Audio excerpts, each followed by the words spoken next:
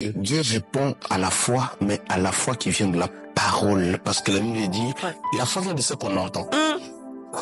Ok? Et puis, ce qu'on entend vient de la parole de Dieu. Mais la foi d'abord vient de ce qu'on entend. Ça veut dire de tout ce qu'on entend. Oui. Okay. Il y a des gens qui ont bâti la foi sur des enseignements erronés.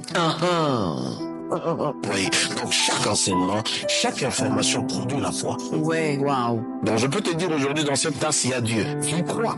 Et c'est une foi de démon, parce que les démons aussi croient. Mais la Bible dit, mais il y a une foi de démon. La Bible dit, vous dites que vous croyez en Dieu, les démons croient aussi. Et puis ils tremblent.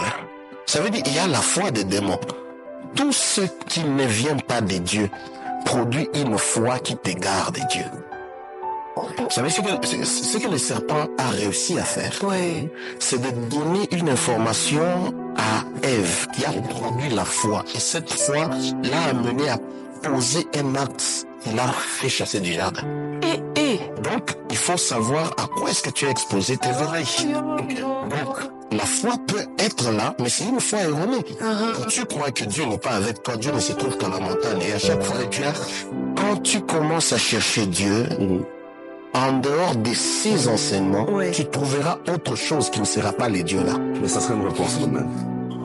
Pas une bonne réponse, mais ça serait une réponse à la fois à cause de la foi. Mais oui, mais une foi erronée.